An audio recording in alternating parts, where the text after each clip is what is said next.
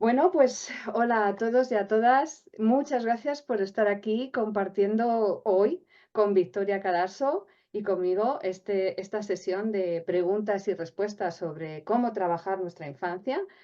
Victoria Cadarso es reconocida como una de las principales psicólogas especializadas en el tratamiento de las heridas de la infancia y ha dedicado toda su carrera a ayudar a las personas a comprender y a superar las experiencias traumáticas y dolorosas de su niñez a través de su enfoque terapéutico centrado sobre todo en la necesidad de la persona.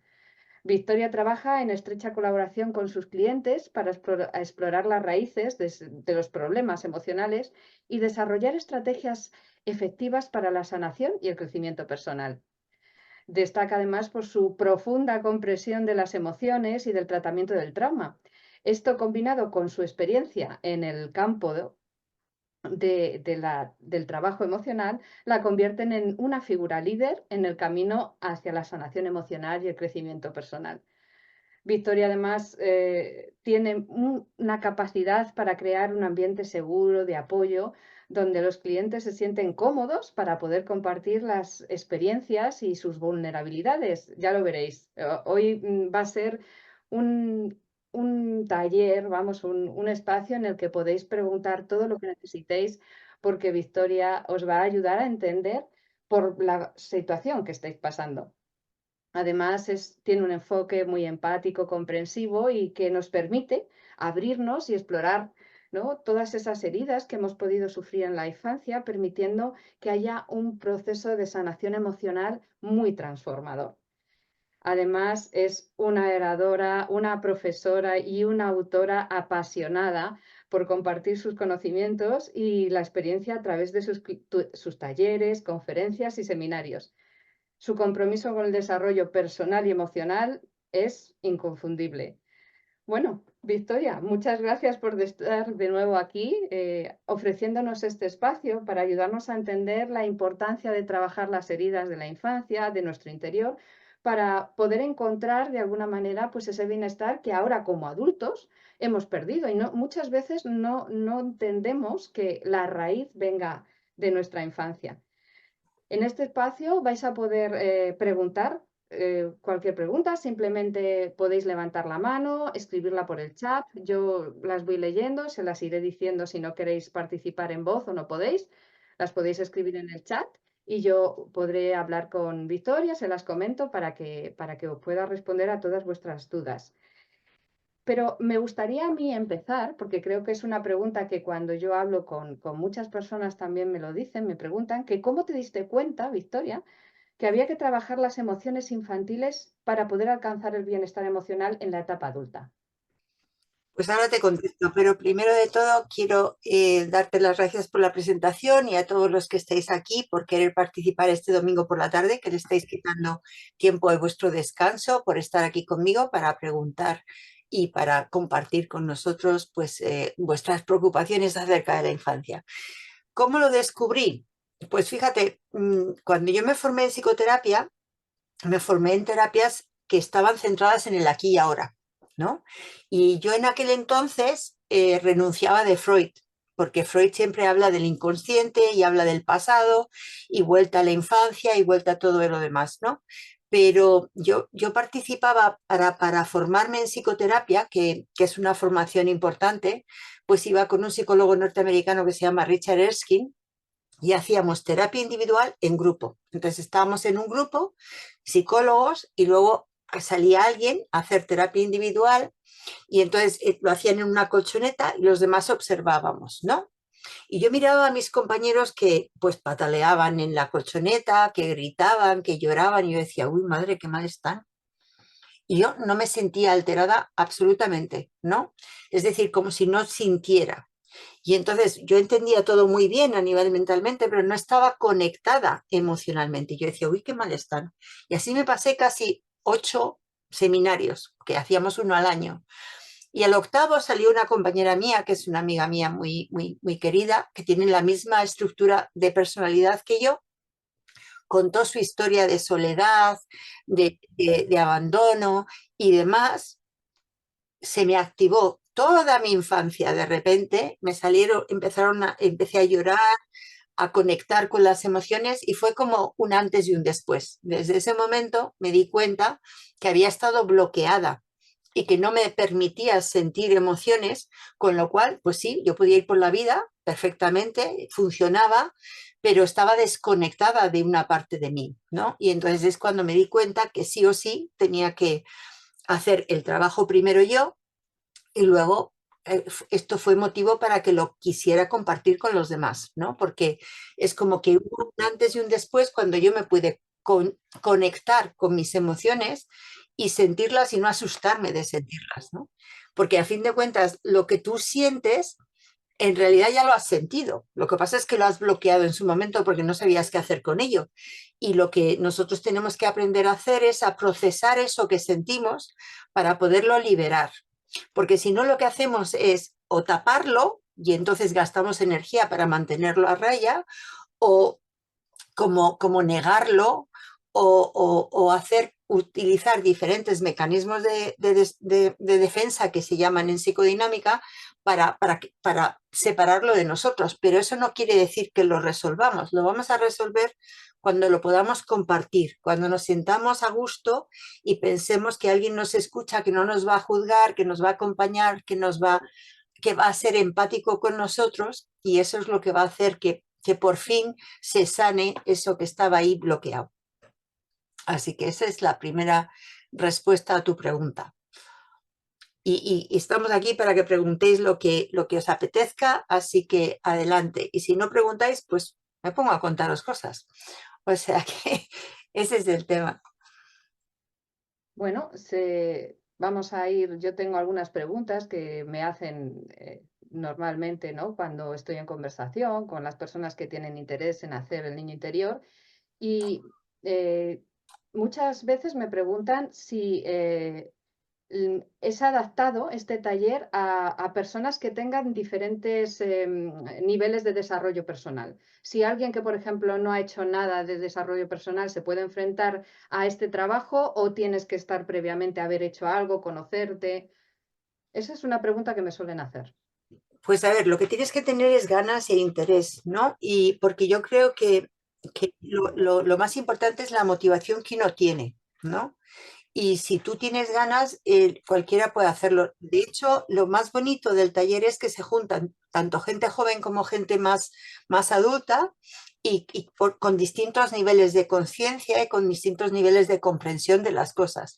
Y las preguntas siempre es como que en todos los grupos siempre surgen preguntas que tienen que ver con lo que necesita el grupo. Entonces, lo bonito que tiene un grupo cuando se trabaja en grupo, porque el niño interior también se puede hacer en terapia individual, pero cuando se hace en grupo, la ventaja que tiene es que lo que no se le ha ocurrido a uno se le ocurre a otro. Y entonces tú vas viendo a través de las preguntas y de los compartires que hacen los otros cosas que te tocan a ti.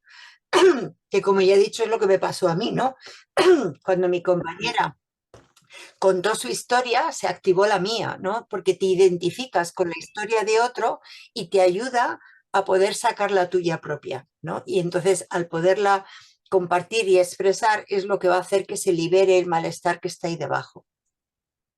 Yo puedo decir y además aclarar que sí, cuando yo hice el taller de niño interior contigo, pues la verdad es que era muy jovencita y la verdad es que mis compañeros del taller eran bastante mayores que yo, pero fue una, una sesión muy reparadora y además porque es eso, muy acogedora, ¿no? Porque sí es cierto que cuando estás trabajando de tú a tú el niño interior, estás haciendo un trabajo maravilloso, pero el grupo tiene una magia, ¿no? Especial en el cual no sé cómo decirlo, tú a lo mejor tienes mejor explicación, ¿no? Ese espacio de entendimiento, de no juicio, de comprensión, de compasión también, ¿no? Porque al fin de cuentas, claro, es como, ah, mira, hay personas que han pasado por algo similar a mí y han tenido estos mismos pensamientos o estas mismas reacciones y yo no me tengo por qué sentir mal por haber pensado así o por haber después actuado de esa manera, ¿no? Lo que tú dices es muy importante. A ver, se crea, por un lado, se crea lo que se llama un espacio contenedor, ¿no? En que todos tenemos una actitud común en querer mejorar y querer sacar nuestra mejor versión. yo me ocupo de que haya una actitud de no juicio, de aceptación incondicional y de mostrarnos tal cual somos, porque normalmente todos llevamos una fachada hasta que aprendemos a poder mostrarnos como somos, ¿no? Y actuamos roles dependiendo en qué entorno nos movemos, porque es lo que nos ha ayudado a sentirnos, como quien dice, resguardados o protegidos, ¿no? Que es la máscara que todos llevamos, que es la personalidad. Entonces, cuando tú estás en un espacio como este, que lo que se hace es que haya aceptación incondicional, no juicio, y te puedes expresar como tú te expresas, sabiendo que nadie te va a juzgar, sino que todo lo contrario, te va a agradecer el hecho de que te compartas, porque al compartir tu experiencia, que no tienes por qué si no quieres, pero al compartir tu experiencia ayudas a otros y los otros te dan las gracias porque tú has participado y les has ayudado a ellos a darse cuenta, pues es muy agradable. O sea, se crea como una magia, un ambiente acogedor que le llamamos un espacio de contención, que eso también ya de por sí es reparador, porque muchas veces yo pregunto cuando alguien viene al taller, ¿cuántos de vosotros os habéis sentido realmente escuchados? Y no levanta nadie la mano.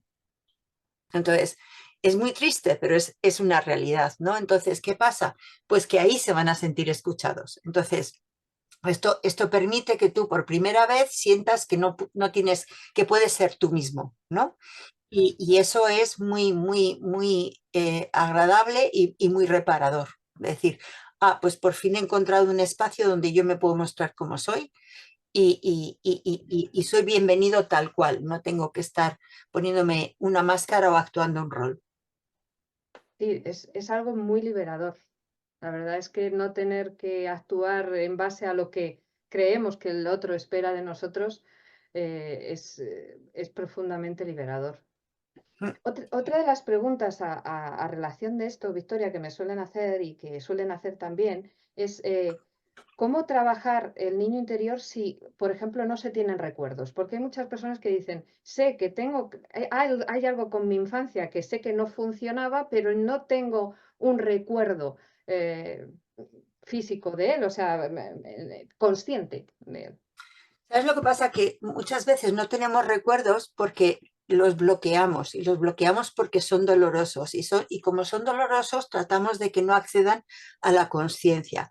Pero doloroso, yo siempre le digo a las personas que participan en el taller y en terapia que el dolor es algo que ya has vivido. O sea, no puedes vivir un dolor mayor del que ya has vivido. Y si está bloqueado es que no lo has podido liberar. Entonces, y seguirá ahí bloqueado mientras no lo puedas liberar. Entonces, lo máximo que puede pasar es que vuelvas a vivir algo que ya has vivido, pero en este momento, en un espacio que te puede ayudar a reparar. Mientras que si tú lo mantienes ahí a raya, estás gastando energía primero en mantenerlo a raya y siempre con el miedo de que algún día se te dispare y no sepas por dónde te va a salir, porque hay gente que tiene miedo que es como si la caja de Pandora, ¿no? Pues algún día se va a abrir esta caja y va a estallar y no sé lo que va a pasar. Entonces es más el miedo que tenemos de lo que podemos hacer que realmente lo que realmente está ahí debajo, ¿no? Entonces, lo que sí que todos vamos a hacer en algún momento es llorar.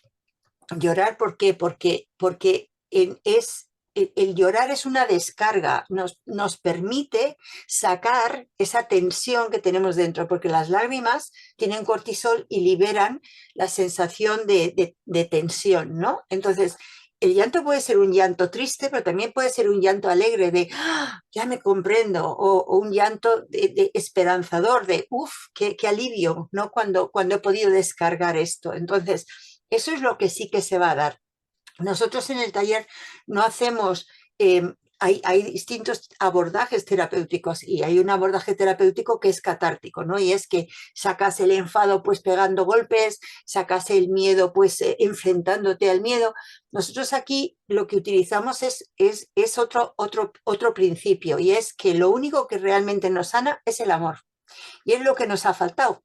El amor en su expresión de que me presten atención plena, de que me acepten como soy, de que me muestren pues eso, afecto, de que me aprecien, de que se den cuenta y quieran conectar conmigo tal y como soy y no pretendan cambiarme, ¿no?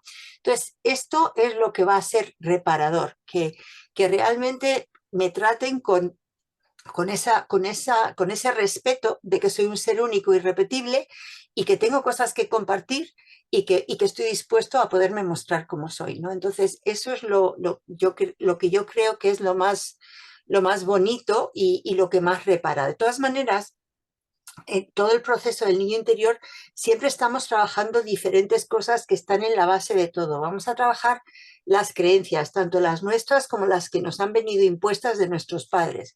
Vamos a trabajar las emociones, vamos a aprender a cómo autorregularnos y no tener que bloquear. Vamos a trabajar las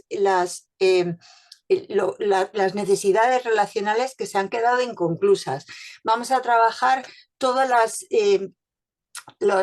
las ideas acerca de nosotros, los otros y el mundo que nos están haciendo daño. Entonces, son muchos los aspectos que vamos trabajando a lo largo de la vida. Es como que cogemos lo que es los primeros 18 años donde nosotros nos sentimos que otro tiene el poder sobre nosotros, porque cuando ya cumplimos 18 tenemos una sensación muy diferente.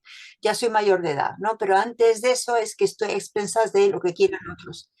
Y entonces el ir revisando nuestra historia y ver lo que nos faltó en cada una de esas etapas y por qué yo me he quedado atascada en alguna de ellas, pues es muy liberador. Y además puedo aprender a hacerlo de una manera diferente a la que he venido haciéndola hasta ahora. Vale, Entonces, mira. ese sería el tema. María Díez, que está con nosotros, nos pregunta a través del chat de cómo sabemos que hemos trabajado mi o mis heridas de la infancia. Pues cuando tú estás en paz contigo mismo, a ver, la vida nos está continuamente poniendo conflictos o generando tensiones, pero cuando yo tengo un conflicto, tengo una tensión, pero me la tomo con tranquilidad, con paz y con serenidad, porque digo, bueno, ¿qué me está enseñando este conflicto? ¿Qué puedo aprender a través de ello? Y me conecto con todas mis capacidades para manejar ese conflicto y lo hago en paz. Eso quiere decir que ya he sanado las heridas de mi infancia. De lo contrario, si yo cuando tengo un conflicto lo que pasa es que me agito mucho emocionalmente porque en ese momento no me siento como un adulto, que me siento como un niño y tengo la sensación de que no tengo recursos o que no tengo apoyos o que no tengo capacidades y entonces lo que pasa es que me frustro y entonces tengo subidas y bajadas emocionales y a lo mejor ya no duermo y le doy muchas vueltas y me preocupo. Eso quiere decir que no tengo trabajado el fondo y por eso no me puedo tomar la vida con cierta tranquilidad.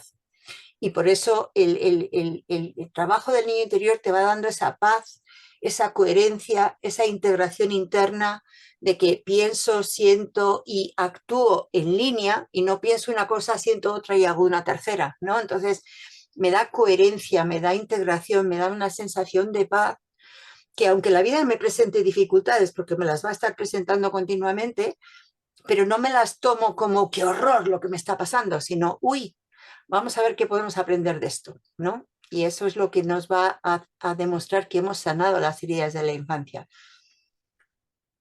Y para trabajar, como has mencionado antes, esas creencias, esos mandatos, ¿no? De alguna manera, incluso me imagino que en algún momento te habrás encontrado dentro del taller momentos en los que hay que trabajar trauma, Mm. ¿no? Porque afloran, ¿no? Afloran de alguna manera, incluso a lo mejor desde el inconsciente, incluso la persona que asiste pues no lo tenía, ¿no? Puesto sobre la mesa, ¿no? Lo que tenía escondido de alguna manera o metido en un cajón en la infancia. ¿Cómo lo abordas? ¿Qué técnicas sueles trabajar? Yo lo que pasa es que soy una estudiante continua y cada día aprendo una técnica nueva, ¿no? Pero siempre de base está lo mismo. Lo primero es tomar conciencia. Es decir, tú no puedes trabajar nada que tú no eres consciente que tienes, porque nosotros muchas veces no somos ni conscientes de quiénes somos, qué hacemos, para qué estamos aquí, cómo vivimos nuestra vida. Entonces, lo primero es tomar conciencia, ¿no? De qué estoy sintiendo, de qué estoy pensando y de qué me hace hacer determinadas reacciones o determinados comportamientos o por qué tengo determinados hábitos. Eso es lo primero. Lo primero de todo es tomar conciencia. Entonces, aunque solo sea tomar conciencia, ya he hecho una tercera parte. La segunda es la aceptación de lo que es. Porque muchas veces pues nos pasa algo y empezamos a rabiar porque nos está pasando algo que no nos debería estar pasando. Y esto nos genera mucho problema porque estamos más preocupados por nuestras expectativas de lo que debería ser que lo que realmente está siendo. Por ejemplo, cuando a alguien se le muere a alguien, ¿no? Y se enfada con Dios porque se ha muerto esa persona y entonces no resuelve el duelo y tiene un duelo no resuelto. Entonces está viviendo su vida desde el enfado y el no perdón de las cosas que han pasado y entonces realmente está hecho polvo por dentro. Entonces, en la aceptación de las cosas que pasan, de que yo he hecho lo que he hecho. El otro día me vino una chica que estaba muy alterada, ¿no?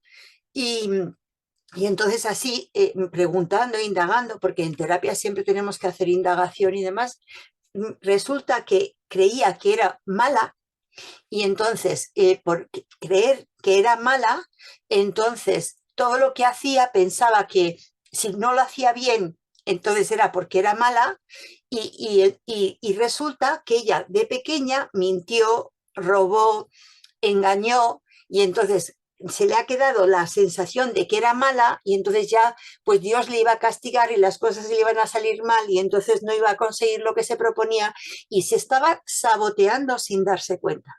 Entonces, claro, cuando somos niños, probando, hacemos cosas que luego de mayores nos cuestionamos y cómo he hecho yo eso, ¿no? Entonces, el que primero lo pudiera compartir, porque era un secreto que nunca había compartido, el que pudiera darse cuenta de que todos en algún momento hemos hecho cosas, entre comillas, malas, entre que pudieras normalizar que realmente nadie, o sea, tú puedes hacer eso, pero sin mala intención. Lo que pasa es que luego te juzgas a toro pasado y dices, anda, ¿qué he hecho yo? Cuando, por ejemplo, tienes conciencia de ello. Recuerdo que tenía una vez dos clientes que eran hermanos y entonces llegaban a casa por la tarde y estaban solos y se llevaban un añito. Y entonces, bueno, pues estos dos pues se entretenían viendo la tele, pero también se entretenían pues investigándose el uno al otro. Y entonces, como eran pequeños y tenían 7 u 8 años, pues resulta que probaron cosas que vistos desde el punto de vista de adultos, pues eran cosas malas, ¿no?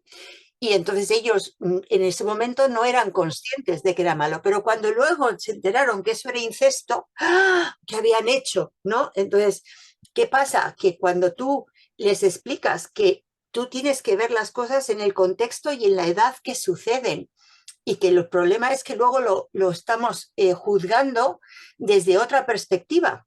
Entonces, cuando de mayores se dieron cuenta de lo que habían hecho, se dejaron de hablar, se criticaron y no fue hasta que entendieron que en esa etapa estaban simplemente investigando y explorando qué es lo que hacen todos los niños. Y entonces, bueno, pues aunque fueran hermanos. Y entonces esto ayudó a que pudieran vencer un dolor que llevaban dentro importante por el juicio que ellos mismos hicieron de mayores sobre lo que había pasado cuando eran niños, ¿no? Entonces, esto es muy importante, el entender contextualmente qué edad tienes, qué capacidades tienes, cómo interpretas lo que te está pasando en esa edad, cómo lo interpretas luego y por qué muchas veces los problemas son precisamente problemas de interpretación. Entonces, cuando tienes más información, cuando tienes más contexto, cuando tienes más, investigas más las necesidades en un momento determinado, pues entonces ves las cosas desde otro punto de vista. Y eso, o sea, nosotros somos las experiencias que tenemos y cómo nos las contamos. Si revisitamos nuestra historia, entendemos lo que pasó y nos lo contamos de otra manera, cambiamos como personas. Y entonces empezamos a estar más en paz con nosotros mismos. Genial. Nos pregunta Marta Lucía que si es Ujú. necesario saber de eneagrama para participar en el taller. No, para nada. El eneagrama es una de mis pasiones porque el eneagrama es el resultado de las experiencias que hemos vivido en la infancia y cómo las hemos vivido. O sea, nosotros somos la personalidad en función de qué emociones, qué sensaciones, qué pensamientos, qué creencias, qué mandatos, qué comportamientos, qué hábitos hemos tenido a lo largo de nuestra infancia y eso ha conformado nuestra personalidad. Entonces, que muchos de mis clientes saben eneagrama porque es una de mis pasiones. Sí, pero que en realidad sí, el eneagrama sale indirectamente porque tu tipo de personalidad es tu eneagrama, pero no es necesario saber de eneagrama para hacer esto, todo lo contrario, es la base del eneagrama, o sea, es decir, tu tipo de personalidad se forma en función de las experiencias que tú tienes a lo largo de tu vida, en el entorno que te ha tocado y con las personas que te ha tocado. Ana de la Fuente nos pregunta, ¿qué hacer con la madre real? Si el vínculo con ella sigue sin satisfacer la necesidad, ¿no? ¿Y cómo podemos sanar la herida infantil a pesar de que con la madre nos siga apareciendo, por ejemplo, su no reconocimiento de individualidad y diferencias? A ver, el tema de la madre es un tema súper importante y muy difícil en muchos casos, ¿no? Porque, a ver, el problema es, yo parto de la base, que no hay madres malas, hay madres que tienen dolor y que hacen maldades. O sea, es decir, que no creo que nadie sea malo per se, aunque haya teorías por ahí de que el hombre puede ser un lobo que hace maldades. Yo creo que nadie hace maldades porque sí, las hace porque tiene dolor, le han pasado cosas y repite patrones que también ha vivido. Entonces, el problema que tenemos todos, y yo he pasado por eso, es que idealizamos lo que tendría que ser una madre. Pero es que la pobre madre nunca va a poder llegar al ideal. Ninguna madre va a poder llegar al ideal, porque no hay madres ideales. Todas las madres, por muy bien que lo hagan o por muy mal que lo hagan, van a tener cosas que no nos van a gustar. Y entonces siempre le echamos la culpa a las madres y a los pobres padres les dejamos ahí apartados. Y ellos también tienen su responsabilidad, porque el hecho de no estar no significa que no hagan de lo suyo, porque también necesitamos la figura del padre, ¿no? Y al padre no le suelen decir nada. Entonces, hay madres que son, pues madres que son duras, pues porque son o muy criticonas, la mía era muy criticona, y entonces, bueno, pues eso era un tema que cuando tú sientes que tu madre te está criticando continuamente, lo que estás sintiendo es que no le gustas a tu madre. ¿Y a quién le gusta no gustarle a su madre? Todos queremos que gustarle a nuestros padres, ¿no? Entonces, pues eso es doloroso, tener una madre criticona, pero también puedes tener una madre narcisista, que lo único que se ocupa es de ella, y entonces tú como que no cuentas. O también puedes tener una madre depresiva y pobrecita no puede hacer otra cosa y tampoco puede conectar contigo. Entonces, el problema está no en la madre que tienes, sino en la interpretación de la madre que tienes. Es decir, que el tema que nosotros tenemos que llegar a hacer es que tenemos la madre que nos ha tocado, que igual hubiéramos deseado una madre diferente, pero que esa madre que nos ha tocado nos hace tener que desarrollar recursos para lidiar con esa madre.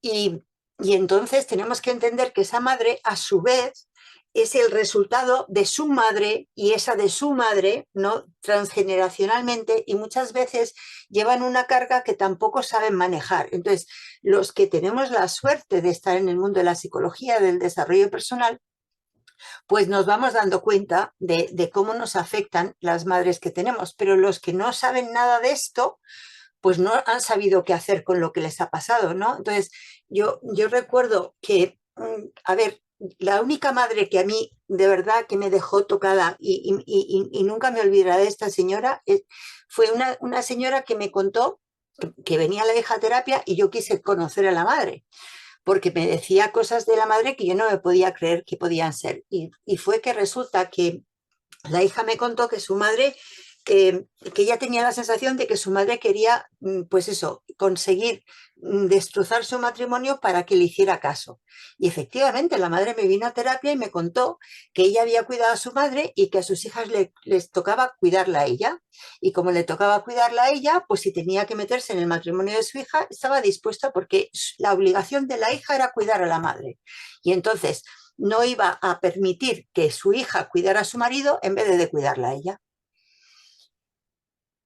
Entonces, bueno, aquello me hizo respirar, porque por un lado la señora lo decía con bastante rabia, ¿no? Y eso a mí me tocó mucho, pero por otro lado es que su creencia era que los hijos tienen que cuidar a las madres. Y como lo había hecho ella con su madre, pues a su hija le tocaba hacerlo con ella, ¿no? Como que eso era ley de vida, ¿no? Y entonces muchas veces este tipo de lealtades que tenemos con los padres, porque nos lo inculcan nuestros padres hasta cierto punto, o porque no creemos, o sea, puede ser que nos lo inculquen o puede ser que tengamos cierta lealtad hacia los padres inconscientemente, pues puede hacer que la relación sea difícil y que sea difícil de manejar, ¿no? Hay un libro muy bueno que se llama Madres que no saben amar. Entonces, no saben porque no saben, no porque no quieran saber. O sea, yo trato de decirle a las madres, sobre todo cuando vienen al curso del niño interior, que a ver, que yo soy consciente es que lo hacen lo mejor que saben y pueden, pero que a lo mejor pues tienen que aprender a hacerlo de otra manera, pero que los hijos lo máximo que pueden hacer es decirle, oye, pues a lo mejor podrías aprender a hacerlo de otra manera, pero que ellos hacen lo que pueden y los hijos somos los que, porque tenemos más, como quien dice, más recursos o más capacidades o tenemos más interés, pues si no podemos facilitarle la información a nuestras madres o nuestras madres no quieren leerla o aprenderla, pues asumir que eso va a ser así y aprender a llevarlo de la mejor manera posible, porque no podemos cambiar a nadie, la gente tiene que cambiar por sí misma. Entonces, lo que sí que podemos cambiar es la relación que tenemos con la madre. Por ejemplo, en mi caso concreto, mi madre cuando leyó mi libro de Abraza a tu niño interior me dijo, ay hija, no sabía que lo había hecho tan mal contigo. ¿No? Y le dije, bueno, pues hija, resulta que por eso he escrito este libro, con lo cual, fíjate, ha salido un libro a raíz de esta relación que tenemos tú y yo, ¿no? Pero yo asumí, mi madre lo ha hecho como ha podido, mi madre era muy prejuiciosa, a mí sus juicios me molestaban un montón, pero llegué a la conclusión de va a seguirlo haciendo, por más que se lo diga, se lo repetí varias veces, y al final, pues, ¿qué pasa? Pues que tuve que mantener una distancia para que no me afectaran sus juicios, ¿no? Poner límites.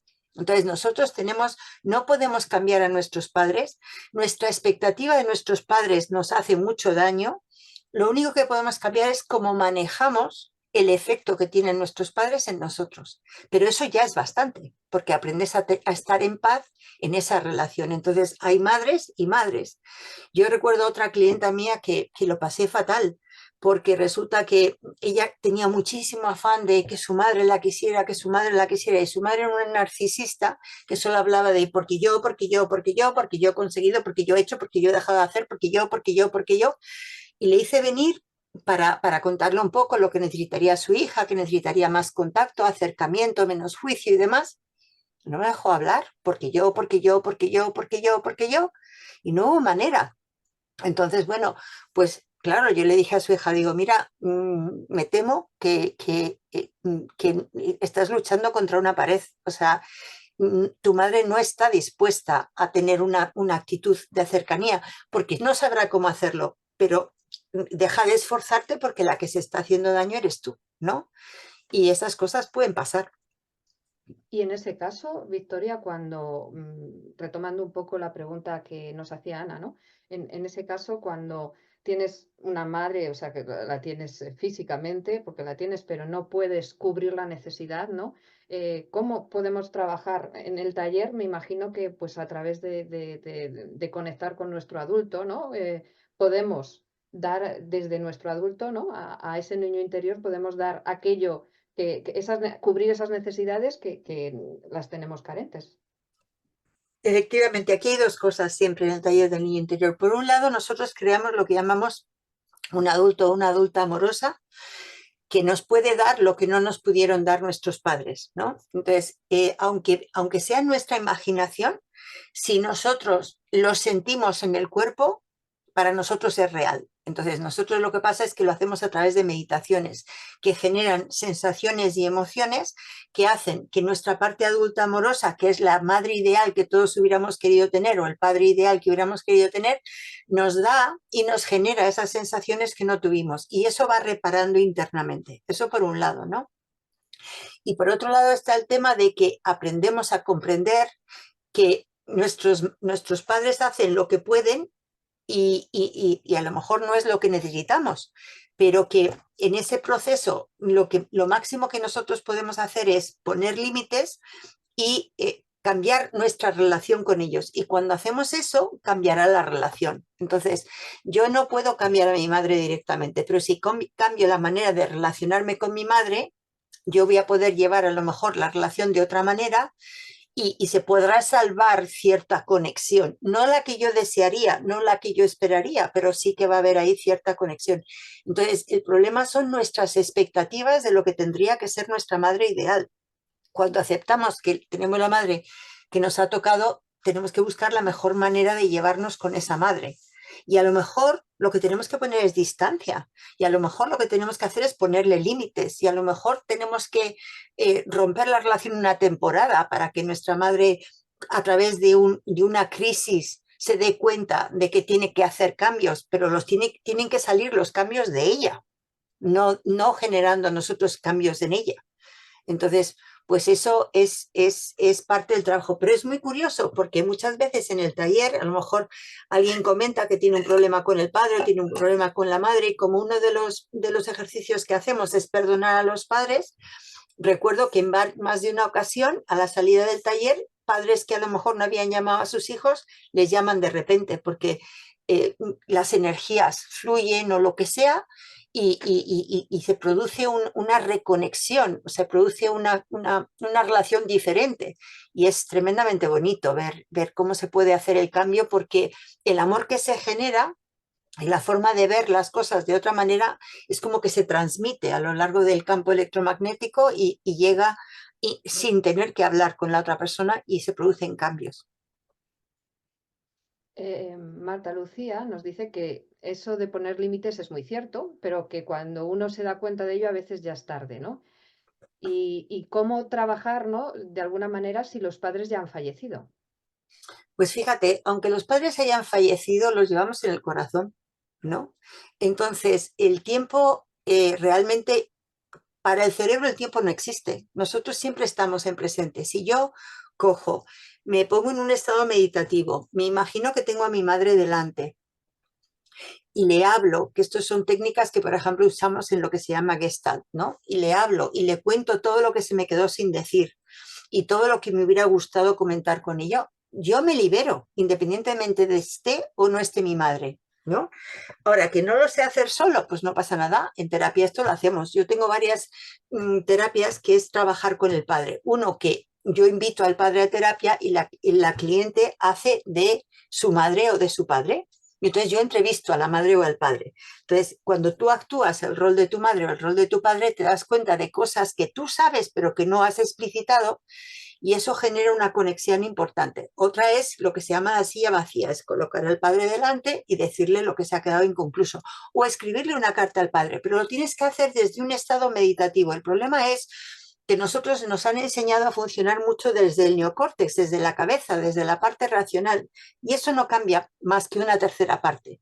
Si nosotros queremos hacer un cambio profundo, tenemos que cambiar lo que pensamos, las emociones que tenemos y las sensaciones corporales. Y si no, estamos cambiando solo una tercera parte. Así que cuando cambiamos la tercera parte de lo mental, luego la segunda tercera parte de lo emocional y luego una tercera parte que es la parte corporal y de acción, entonces cambiamos plenamente. Pero claro, depende del tipo de terapia. Hay unas que son más cognitivas, otras que son más emocionales y otras que son más corporales. Lo ideal es que se integren las tres. Pues por lo que estás comentando, ¿no, Victoria? En nuestra infancia está la clave para entender por qué somos como somos, de alguna manera, qué nos hace pensar o sentir o actuar de determinada manera. Pero a veces descubrirlo también, y esto es algo que me preguntan y que muchas veces también comentamos, y es que asusta, Sí, a mí me da asusta. mucha pena que asuste tanto. O sea, es decir, que mucha gente no se plantea venir al taller del niño interior porque tienen miedo. Entonces yo pregunto, ¿pero miedo de qué? Y es de lo que me voy a encontrar, pero ¿qué crees que te vas a encontrar? ¿Cuál es tu fantasía? ¿Qué crees que puedes encontrar? No sé, que salga algo que no sé. A ver, ¿cómo que salga algo que no sé? Entonces, antes me parece que no he terminado de contestar la pregunta. Cuando tú no te acuerdas de tu infancia, no necesariamente quiere decir que haya algo malo. Puede ser que tu infancia haya sido muy aburrida, que todos los días hicieras lo mismo y el aburrimiento pues también es como, pues eso, como muy triste y como muy, que no tiene importancia.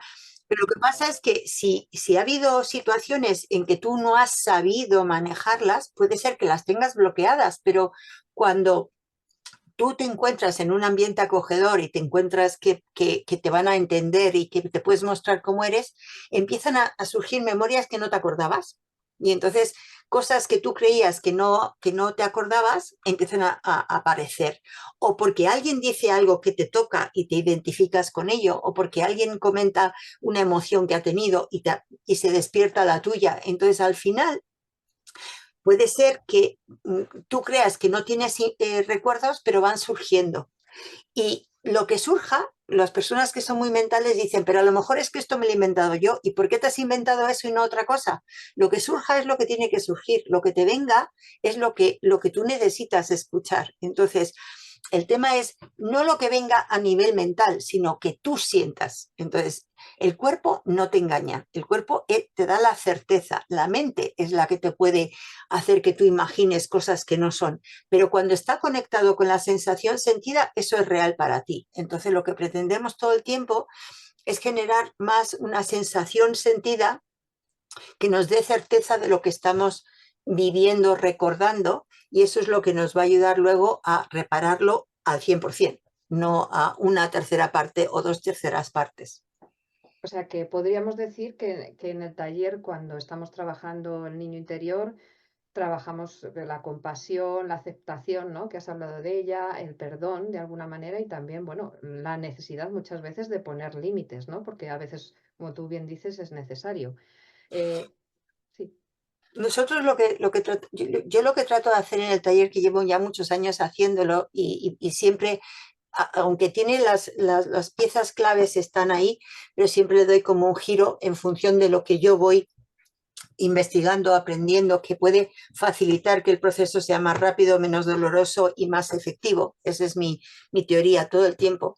El tema que nosotros hacemos es que vamos trabajando de cara a que vayas aceptándote a ti mismo, vayas siendo compasivo contigo mismo y te vayas cuidando a ti mismo. Entonces, esas son las bases que están ahí. Entonces, ¿qué es lo que hace que se produzca esto? El amor. El amor con mayúsculas, el que yo no me critique, o sea, que trabaje el crítico interno, el que yo pueda entender las circunstancias y que hice lo mejor que pude en cada momento, el que yo pueda empezar a conectarme con sensaciones positivas y no solamente ponerme atención en las negativas. Entonces, todo está construido para que haya, por un lado, teoría, por un lado, práctica y por un lado, meditación. ¿Por qué? Porque, a ver, en un taller de 32 horas, que es el del niño interior, pues no podemos hacer terapia de todo el mundo en vivo. Lo que se puede hacer es, a través de las meditaciones, te estás haciendo autoterapia y como porque tú estás viajando a tu interior, que esto es algo que normalmente no hacemos. Nosotros normalmente estamos volcados en el exterior. Entonces, este es un trabajo al revés, hacia adentro. ¿Qué siento yo por dentro? ¿Qué necesito yo por dentro? ¿Qué pienso yo por dentro? Y cómo al cambiar lo que yo siento por dentro, lo que pienso por dentro y lo que necesito por dentro, cambia el afuera, ¿no? Porque estamos casi siempre esperando que el afuera nos cambie o nos ayude o nos repare hacia adentro, pero tenemos que hacer al revés. Es que desde dentro podemos cambiar el afuera. Cuando yo cambio mi sensación de mí, mi percepción de mí, mis ideas de mí, veo el mundo de otra manera. Entonces, eso es el taller del niño interior. Entonces, hacemos gran parte del trabajo en meditación, pero esa meditación es una meditación, visualización creativa, y eso va reparando y luego ya después todo se comparte si se quiere compartir y luego hay una parte de teoría y por supuesto pues muchas veces leyendo mi libro ya se ha hecho gran parte del tema, ¿no? y si otra pregunta que suelen hacer es que si durante el curso aparecen resistencias o bloqueos, si se pueden superar. Mira, nunca se me ha dado que haya resistencias o bloqueos porque al crear ese ambiente agradable, acogedor, de no juicio, de aceptación incondicional, de comprensión, de apoyo mutuo, de que se hacen ejercicios en parejas, en grupos, de que la gente se muestra tal cual es, no se da. O sea, es decir, que yo no sé si yo genero eso, yo no sé si tengo la suerte de atraer eso, yo no sé qué pasa, pero yo no he tenido grupos del niño interior conflictivos bajo ningún aspecto, todo lo contrario. O sea, gente súper encantadora, súper maja, que se llevan bien con todos y muchos de ellos siguen reuniéndose y forman grupos después y se apoyan los unos a los otros. Entonces podríamos decir, ¿no? Que es otra de las preguntas que suelen hacer, que los resultados al final todo lo que se trabaja en el taller son a largo plazo. Ah, por supuesto, o sea, es decir, tú entras de una manera y sales de otra. ¿Y cómo es cómo sales? Pues sales como mucho más en paz contigo mismo, más comprensivo contigo mismo, más centrado en ti mismo, pero no en plan egoísta, sino en plan en paz, en tranquilidad, en comprensión, en autoaceptación, en criticarte menos, en comprenderte más, en ver las cosas desde un lado o desde un punto de vista más positivo, ¿no? Y aunque todos sigamos haciendo el trabajo, porque, a ver, yo todos los años hago no sé cuántos cursos y sigo tratando de mejorarme y de mejorar todo lo que yo hago, ¿no? Y creo que podemos aprender hasta el día que nos muramos, pero al menos tengo la intención de seguir creciendo y seguir desarrollándome. Pues tú sales ya con una actitud de estoy mejor, aunque vaya a seguir creciendo y seguir desarrollándome. ¿Y habría alguna limitación o restricción para aquellas personas que deseen participar? Edad, como hemos dicho antes, experiencia de alguna manera o a lo mejor unas condiciones de salud específicas, porque eso también me lo suelen preguntar. No, yo lo que suelo hacer es cuando antes de empezar el taller hago que rellenen una ficha de si han tenido algún trauma, si han tenido alguna ocasión, algo que les ha hecho sentirse mal para estar pendiente, para que si paso por una etapa que tenga mucho cuidado de que se les pueda despertar algo o lo comento con ellos si se da ese caso, ¿no? Pero realmente no. Yo recuerdo que me hizo mucha gracia una señora que con 67 años me dijo, yo no me voy a la caja del pino hasta que haya hecho el trabajo del niño interior, ¿no? Y entonces vino con todo su afán y además era una señora que se estaba volviendo invidente y empeñada en que quería hacer esto para estar bien o estar mejor consigo misma, ¿no? Entonces, la más mayor que yo he tenido tenía 72 y lo hacía para poder llevarse mejor con sus nietos. Y la más joven que he tenido me parece que tenía 19. O sea que, a ver, sí es importante haber cumplido a mayoría de edad, ¿no? Pero no he tenido a nadie más joven, pero porque además ahí se está formando la personalidad y a veces pues cuesta, ¿no? Pero lo interesante es lo bien que se llevan los unos con los otros. Y como a lo mejor a la persona mayor le apetece ayudar a la persona más joven, ¿no? Y la más joven, pues recibir, como quien dice, la sabiduría de la persona más mayor, con lo cual es muy, muy bonito.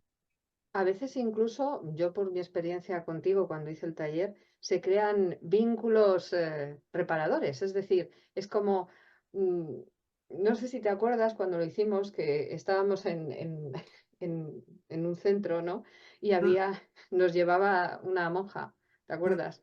Y que sí, todos, a muchos la echaban para atrás, ¿no? Y curiosamente, claro, cómo te explicas a la persona o cómo la sientes a la persona, para mí estar en contacto con ella me daba seguridad. Curiosamente, al contrario que a otras personas le generaban porque recordaban a su madre, que era muy, muy rígida. muy estricta. Claro. Pero sí es cierto que cuando estás en ese grupo, o sea, hay veces que tomas a lo mejor a ese hermano que te hubiese gustado tener esa relación que no has tenido, pero la encuentras en un compañero, ¿no? Del curso. Y entonces de alguna manera también se puede reparar así, ¿no? O sea, Por supuesto, yo siempre digo que realmente, que no es algo que diga yo, pero que es lo que se llama el fenómeno de transferencia. O sea, nosotros cuando nos relacionamos con otra persona, si nosotros no estamos integrados o coherentes, no nos estamos relacionando con esa persona, nos estamos relacionando en lo que esa persona supone para nosotros. Y a lo mejor estamos viendo en esa persona a mi madre, a mi padre, a mi profesora, a mi hermana, a quien sea. Entonces, me está despertando una persona unas emociones y unas sensaciones internas que no se corresponden, que son las que yo he proyectado en esa persona. Entonces, eso es una de las cosas que yo cuento el primer día, que cuando haya una persona que te caiga bien o te caiga mal, que pienses a quién te está recordando, porque posiblemente tú no estás viendo a esa persona, estás viendo a lo que esa persona te está despertando a ti. Sí, ¿Sabes? sí. Y entonces, y saber eso ya es importante, porque es decir, que nunca sabes, o sea, por qué una persona te gusta más o te gusta menos. Y lo que es más es que la que te gusta menos es la que más te va a ayudar a que tú descubras cosas de ti que tienes que trabajar. Siempre recuerdo el ejemplo que tú nos pones, ¿no? Cuando en clase, cuando nos dijiste que estabas en un taller, que os dijeron poner la mano encima de la persona que os caiga mal o que os... y no os conocíais ninguno, ¿no? Y de repente tú tenías varias manos ahí y dices, pero bueno, ¿cómo es posible? Si no nos conocemos, ¿cómo te puedo caer mal, ¿no? Pero al final es la energía, la acción, ¿no? El La comportamiento. postura, el gesto, yo llegué a ese taller sin apetecerme demasiado y entonces estaría más seca, aunque de entrada mi cara no es una cara muy sonriente ni muy acogedora, ¿no? Y antes menos, ahora la voy suavizando. Pero recuerdo que me pusieron tres manos encima, no me pusieron una mano encima de a quien le gustaba, sino tres manos de encima de que no gustaba. Pero como soy bastante curiosa, me fui acercando uno a uno de, oye, ¿y yo por qué no te he gustado? ¿Por qué me has puesto la mano encima? Y el primero, que era un chico como un tirillas, me dijo, porque he visto en ti a mi padre. Y dije, ¿cómo?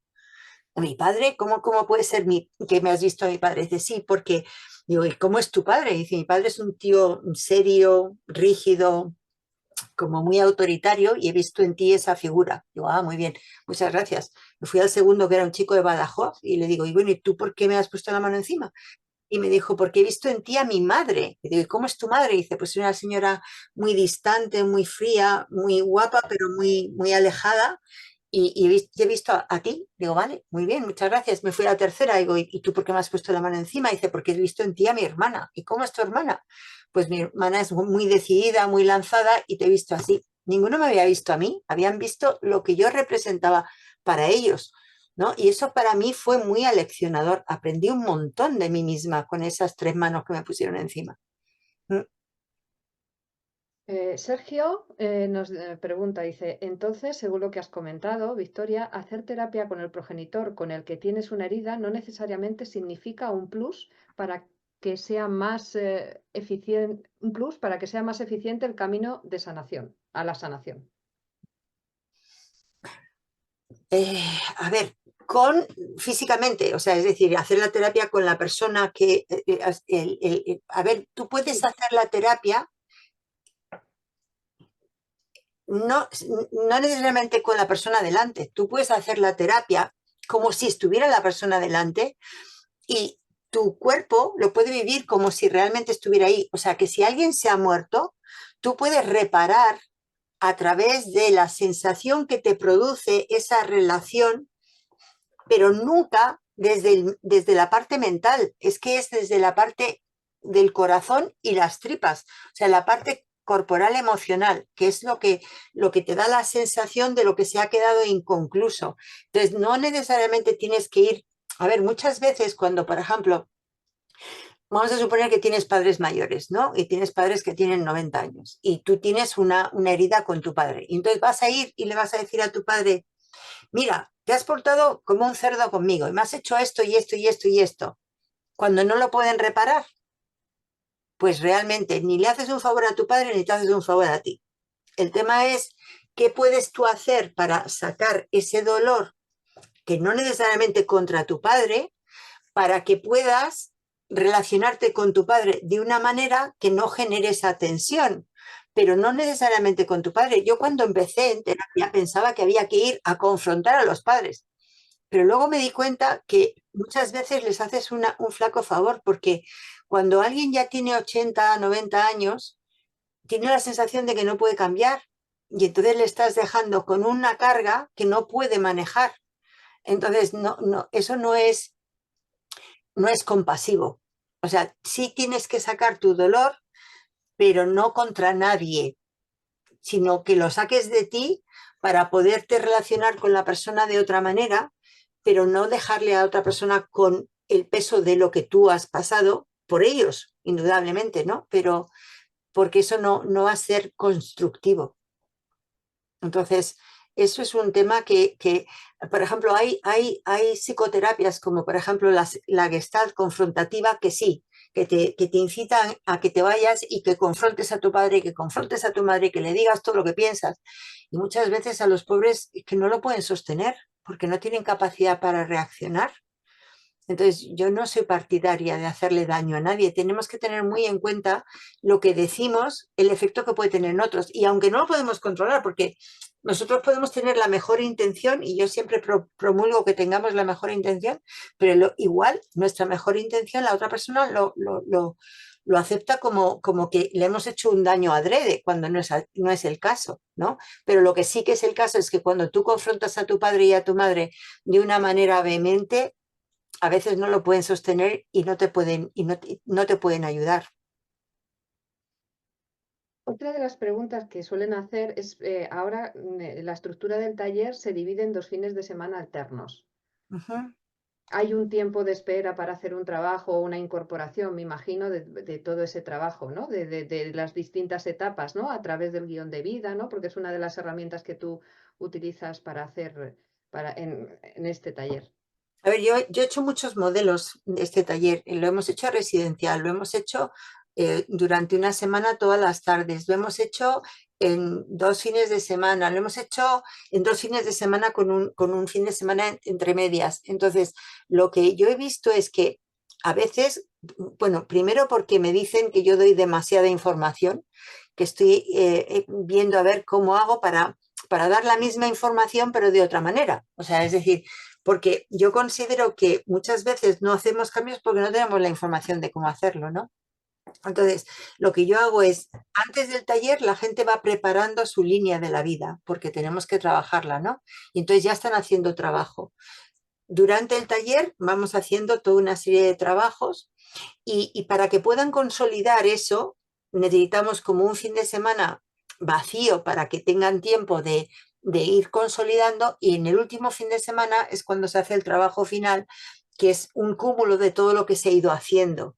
Entonces, el poder hacerlo con un espacio para que no sea tan junto, pues creo que es mucho mejor que cuando lo hacíamos todo tan junto, porque entonces da como más tiempo de interiorizar lo que vamos haciendo. Pero es un trabajo que sucede antes del taller, durante el taller y después del taller, porque yo dejo toda la estructura para que las personas luego puedan repetirlo y repetirlo y repetirlo.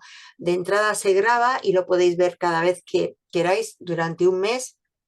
Entonces eso ayuda para que las personas, cuando tú escuchas algo por primera vez, te quedas con un porcentaje, pero si lo puedes volver a ver y volver a ver, te vas quedando cada vez con más cosas, y eso ayuda a que se integre mejor la información. Y si, por ejemplo, hay algo en particular que se queda por trabajar, ¿no?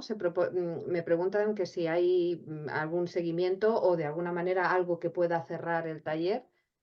A ver, con el taller está incluido una sesión conmigo que para cerrar lo que se haya quedado inconcluso o para comentar, que luego la gente si quiere puede seguir en terapia conmigo, pero está incluido en el taller. Y eso es una de las cosas que hemos planteado, si luego hacer grupos de encuentro, pero por ahora no lo hemos hecho, pero sí que muchas veces los propios alumnos se juntan y hacen grupos de encuentro y siguen trabajando pues lo que han aprendido y lo siguen comentando.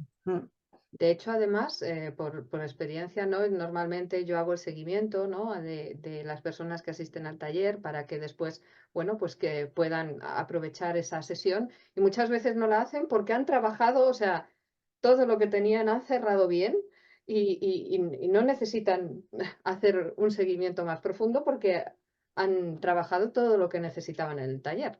La verdad es que se ofrece por si acaso pues algo necesita o para incluso trabajar alguna cosa externa al taller, ¿no? Que pueda estar preocupando, pero la verdad es que eh, las experiencias y todo lo que nos comentan los asistentes, ¿no? Y las personas que vienen al taller, la verdad es que es muy, muy sanador, muy transformador y siempre desde, la verdad es que desde desde ti mismo, ¿no? De alguna manera es lo que tú decías antes, ¿no? De que no está hacia la afuera, ¿no? No está tanto si están nuestros padres o no están nuestros padres, es como poder manejar, tener en tus manos tu felicidad, no esperar, seguir esperando toda la vida que alguien te ofrezca, ¿no? O te llene esa necesidad que durante tanto tiempo ha estado presente, ¿no? Te la puedes llenar tú, te puedes satisfacer tú mismo. Y eso la verdad es que da mucha libertad y una sensación de transformación muy potente. Efectivamente, es un trabajo hacia el interior. Y cuando tú estás en paz con tu interior, percibes el exterior desde tu interior y entonces no te dejas, no estás a merced de lo que pasa ahí fuera, sino de cómo tú lo procesas aquí dentro. Bueno, pues no sé si tenéis alguna pregunta más que queráis hacer a Victoria. Podéis abrir micros, no hay problema. Podéis hacerlo a través del chat, pero si queréis abrir micros y preguntar directamente a Victoria, yo tenéis ahí un ratito, como queráis. Es que explico demasiado bien, entonces ya no quieren preguntar. O sea, es decir, estas cosas. Yo cuando la gente no pregunta, digo, bueno, pues será porque les he explicado también que ya no tienen preguntas, pero realmente es un espacio abierto para que podáis preguntar. Luego ya no vais a poder preguntar, a no ser que vengáis al taller, ¿no? Un mensaje nuevo pone aquí. Eh, ¿Cuál sería el costo del taller y si se puede hacer virtual? El taller actualmente es virtual, o sea, gracias a la pandemia el taller empezó a ser virtual y eso significa que hay gente de todas partes del mundo, ¿no? Que hay gente de toda Latinoamérica y de Norteamérica y de Europa y entonces eso es muy bonito porque también es multicultural, ¿no? Y vemos que aun teniendo en cuenta diferentes culturas tenemos universalidad de problemas, ¿no? Problemas universales. Entonces, el taller es eso, es online, es en streaming, se graba y tenemos que tener una autorización para poder acceder a los vídeos de confidencialidad, de que eso no se va a compartir fuera de ahí. Y entonces, pues la persona que está en el taller luego lo puede ver tantas veces como quiera durante un mes y, y bueno, pues es online y es en streaming y todo el mundo puede estar en su casa, que eso por otro lado da tranquilidad, ¿no? Porque estoy en mi espacio, que tengo seguridad y que luego pues estoy con mi familia y sin embargo estoy conectado con los demás. Igual que estamos ahora, estaríamos en el taller y entonces, bueno, pues estamos participando así. El precio y todo lo demás os lo pondrá María, porque los que estáis participando de estas conferencias y demás tienen un descuento, ¿no? Creo. Y bueno, y sí, se puede hacer online y desde cualquier parte del mundo. Nos pregunta María Luisa que si se aplica el método FACE, que es el libro que se está leyendo ahora. A ver, el método FACE en realidad está de base siempre. O sea, nosotros cuando queremos hacer un cambio completo, tenemos que cambiar las creencias, tenemos que cambiar las emociones o manejar las emociones, tenemos que ser conscientes de los valores que tenemos, estoy dando la vuelta al método FACE, a las dimensiones. Tenemos que tener en cuenta que somos seres relacionales y que vivimos en un sistema, con lo cual si hacemos cambios va a afectar a todas las personas allegadas a nosotros por las relaciones que tenemos. Luego, todos tenemos necesidades e instintos que también influyen en cómo yo manejo todas las acciones de mi vida. Luego, todos podemos tener autosabotajes que tenemos que tener en cuenta para poder conseguir nuestros fines. Y luego, a la hora ya de planificar cómo voy a dar los pasos para conseguir la meta, pues tengo que ser consciente de que no puedo saltar de aquí al infinito, o sea que todo lleva un proceso y unos pasos y tengo que irme reforzando los pasos porque si no a lo mejor yo lo pienso en mi cabeza pero luego ya no lo actúo. Y finalmente, ¿cómo manejamos el estrés de tener que pasar a la acción? Y al final de hacer ese proceso ya he integrado pues eso, creencias, emociones, motivaciones, valores, necesidades, autosabotajes, planificación, estrés y todo eso va a hacer que pues consiga el tema. Entonces, en el fondo del taller está todo ese proceso. Nos pregunta Sergio si hay alguna versión presencial a lo largo del año.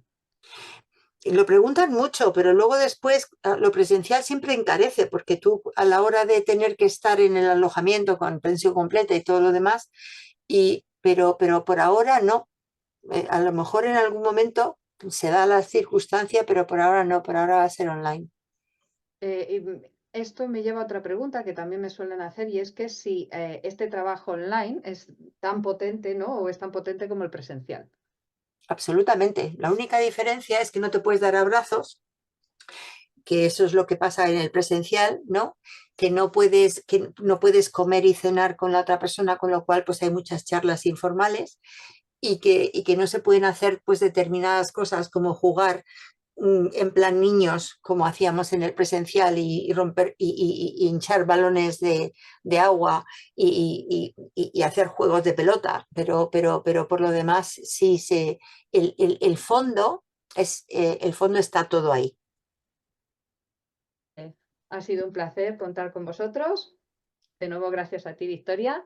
Y gracias a vosotros por participar y por estar aquí con nosotros esta tarde de domingo, que podréis estar disfrutando por ahí con la familia y amigos, y estáis aquí escuchándome a mí contestaros a vuestras preguntas. Así que gracias por estar aquí. De nuevo, muchas gracias, Victoria. Gracias a vosotros por estar aquí hoy con nosotros. Y bueno, esperamos veros por el curso y si no, bueno, pues seguirnos en las redes de Victoria, que ella siempre está manteniéndonos al día de todo lo que ella descubre, de todas esas técnicas estupendas que aplica en sus sesiones y en sus talleres. Así que muchas gracias y hasta pronto.